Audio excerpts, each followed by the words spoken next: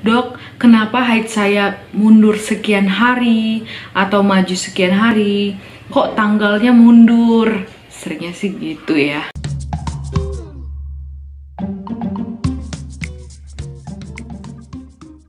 Halo semua, welcome back to my YouTube channel. Jumpa lagi dengan saya Dr. Grace. Kali ini saya mau bahas beberapa komentar yang ada di YouTube saya.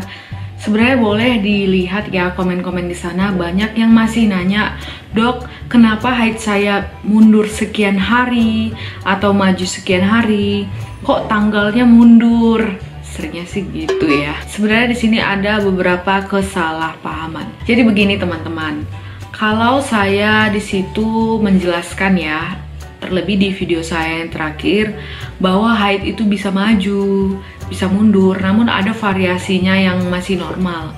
Kalau variasi yang pada haid yang teratur itu maksimal 9 hari, namun pada haid yang tidak teratur itu maksimal 10 hari. Nah, itu sebenarnya ngitungnya gimana? Ini yang paling perlu. Nah, saya mau kasih contoh supaya kita sama-sama paham ya. Misalnya, orang itu kadang beberapa berpatokan pada tanggal ya. Jadi dia mikir kalau haidnya mundur itu tanggalnya yang mundur. Misal, sebelumnya dia haid tanggal 3 Oktober. Jadi dia berpikiran bahwa November juga harus tanggal 3. Nah, ketika tidak tanggal 3, dia anggap itu mundur. Atau ketika tanggal 1 dia anggap itu maju. Nah, sebenarnya ini adalah hal yang salah ya. Jadi saya perlu menekankan di sini bahwa dalam memperhatikan siklus haid, supaya kita tahu nih ya, semua wanita-wanita paham bagaimana kesehatan dirinya, benar-benar haidnya normal apa enggak, apakah ada masalah, berpotensi penyakit. Haid ini merupakan hal yang mudah diamatin. Jadi misalnya dalam 6 bulan terakhir itu sebenarnya harus diperhatikan intervalnya. Saya katakan interval ya, yaitu jarak dari hari pertama haid pada siklus yang ini ke hari pertama haid siklus setelahnya. Coba dipahami pelan-pelan. Mungkin kamu bisa perlambat di video saya. Nah, coba saya jelasin misalnya ya, kalau menghitungnya itu dia dimulai dari April. Ketika dia bulan April dia haidnya itu tanggal 1, dan di bulan Mei itu dia haidnya tanggal 2 Mei, itu bukan berarti mundur ya. Itu bisa aja pada rentang yang normal, karena sudah saya bilang di video saya sebelumnya bahwa menurut dokter kandungan dan kebidanan yang terbaru itu 24 hingga 38 hari itu yang mereka pegang ya dari POGI. Nah, misalnya dari April 1 April ke 2 Mei ya. Coba diperhatiin baik-baik, 1 April ke 2 Mei. Nah, April itu ada berapa hari dalam satu bulan? Coba 30 ya. Ya.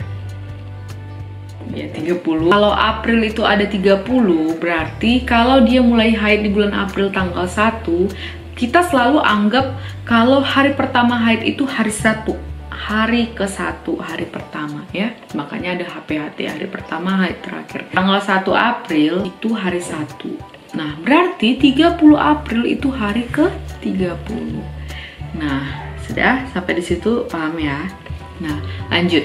Ke 1 Mei itu berarti hari ke, silakan dijawab ya, 31. Nah, berarti tanggal 2 Mei itu hari ke 32. Nah, oke, kita lihat bahwa 2 Mei haid berikutnya dimulai ya. Haid dimulai itu bukan dari flek-fleknya, tapi yang dia tiba-tiba deras. Misalnya tanggal 1 malam, tengah malam dia emang udah ngeflek, tapi tiba-tiba deras, misalnya jam 5 pagi tanggal 2 Mei ya. Oke, sampai situ paham dulu ya. Nah, berikutnya setelah bulan Mei, di bulan Juni ya. Di bulan Juni dia itu tidak haid, dia malah kembali haid pada tanggal 31 Mei. Oke, kita sama-sama ingat ya, 31 Mei.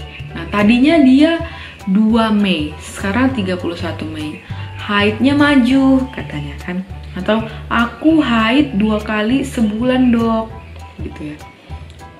Disitulah yang penting kita perhatiin, bahwa kita itu nggak memperhatikan bulannya ya. Dokter itu nggak perhatiin bulan, jadi dokter itu perhatiin interval. Nah, 31 Mei ya, kita lihat. Berarti hari pertama haid yang terakhir HPHT ialah tanggal 2 Mei. Nah, 2 Mei ke 31 Mei kita lihat. Nah, kalau dia tanggal 2 sebagai hari pertama, berarti tanggal 3 Mei sebagai hari kedua dong ya. Nah, berarti tanggal 31 Mei sebagai hari hari ke-30. Berarti 31 Mei hari ke-30. Jadi dia siklus sebelumnya tadi jaraknya itu 32 hari ya. April ke Mei dia ada haid. Nah, Mei awal ke Mei akhir dia haid lagi nih.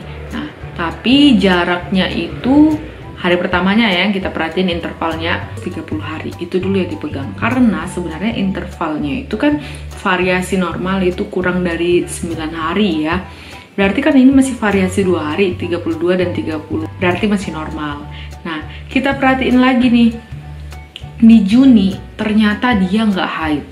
Nah, dia kembali haid tanggal 1 Juli. Coba kita perhatiin. Jadi kadang orang mikir aku bulan ini nggak haid katanya, padahal dia kemarin mulai haidnya sebenarnya udah dari 31 Mei ya. 1 Juni dianggapnya masih sambungannya kali ya. Nah, kalau dia kembali haid itu 1 Juli, kita lihat lagi. Nah, 31 Mei sebagai hari pertama ya kalau HPHT ya.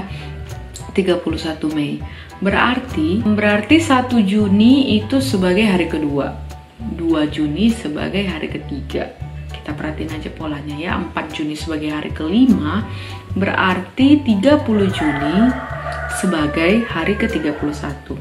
Nah, dia haid kembali tanggal 1 Juli. Berarti itu sebagai hari ke-32.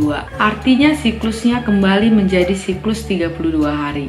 Jadi tadi sebelumnya 32, lalu 30, lalu 32 kembali. Dia mulai haid 1 Juli, dia kembali haid itu di tanggal 3 Agustus. Kalau 1 Juli sebagai hari pertama, berarti 2 Juli sebagai hari kedua. Juli ada 31 hari, Agustus juga ada 31 hari. Nah, kalau dia 1 Juli itu hari pertama, berarti 31 Juli otomatis jadi hari ke-31 dong. Nah, dia kembali haid itu di tanggal 3 Agustus.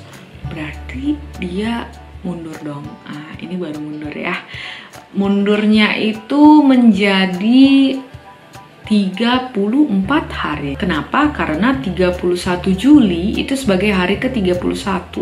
1 Agustus hari 32, 2 Agustus hari 33, 3 Agustus hari ke-34 dia mundur. Jadi tadi variasinya itu ada di hari 30, ada 34. Berarti variasi masih 4 hari, masih normal ya. Jadi kalau orang yang seperti itu, siklus haidnya tidak teratur, sebenarnya mungkin dia sebelumnya normal terus 32 hari siklusnya. Namun 6 bulan belakangan ini dia variasi. Dia siklus terpendeknya jadi 30 dan siklus terpanjangnya menjadi 34. Oke, sampai di sini paham ya? Kita ingat kembali, siklus terpendeknya 30 hari dan siklus terpanjangnya 34 hari. Nah, ini sangat penting nih, disesuaikan dengan bagaimana haid yang normal tadi. Bisa tonton di video saya yang sebelumnya. Ketika seseorang ingin promil misalnya pada mereka yang sudah menikah, maka hal ini sangat membantu. Bahkan bagi mereka yang berencana menikah pun, 6 bulan sebelum berencana menikah sudah bisa mulai diperhatiin ya, supaya bisa akurat. Karena ada beberapa kejadian, kok ini bayinya umurnya cuma sekian bulan ya, padahal dia nikahnya bulan sekian, kok bayinya udah lahir ya gitu kan. Padahal orang ngitungnya dari HPHT, hari pertama, hari terakhir. Untuk itu, jika ada pertanyaan silahkan tinggalkan di kolom komentar, atau mau request video boleh juga. Thank you for watching, see you on the next videos, bye bye.